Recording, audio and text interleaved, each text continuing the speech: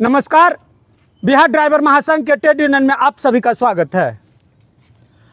आप सभी लोगों को बताते चलूं कि बिहार ड्राइवर महासंघ के वैशाली जिले में बिद्दुपुर प्रखंड में हम लोग अभी भ्रमण कर रहे हैं सारथी जागरूकता अभियान के तहत।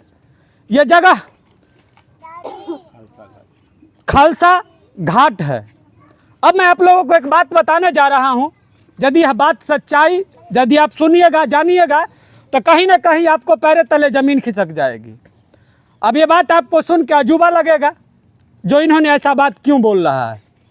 आज मैं आपको बताऊं, ये जो हमारे बगल में बैठे हुए हैं यह एक रिटायर्ड ड्राइवर हैं, जिसे लोग कहते हैं जो रिटायर ड्राइवर मैं बोल रहा हूं। और आप लोग को पता ही है, जब कोई ऐसे लोग जो फौज में हो या मास्टर हो या अनेकों प्रकार का काम करते हैं, जब वो रिटायर होते हैं तो उनको सरकार अनेकों राशि देकर उनको रिटायर करते हैं। लेकिन आज हम लोग का सारथी समाज के बीच में एक ऐसा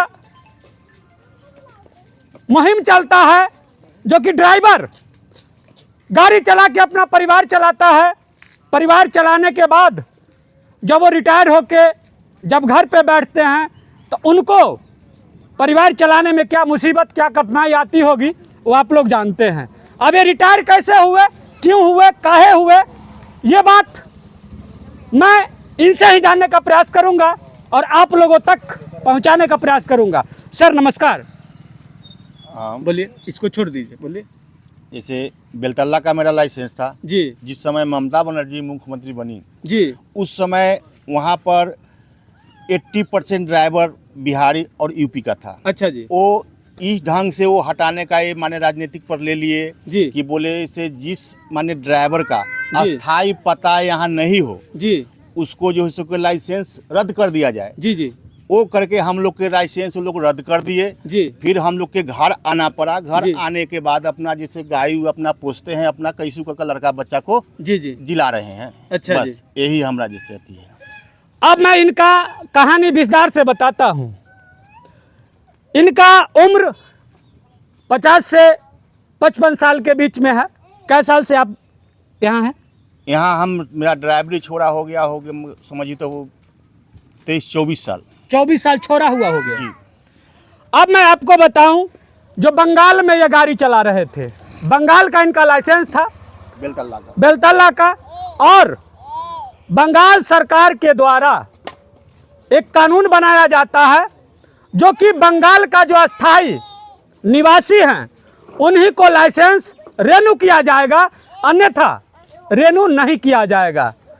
तो मैं उस बंगाल के सरकार से पूछना चाहता हूं, जो आपने ड्राइवर के लिए तो कुछ किया नहीं, लेकिन ड्राइवर का लाइसेंस रद्द करने का पावर आपको कौन दिया?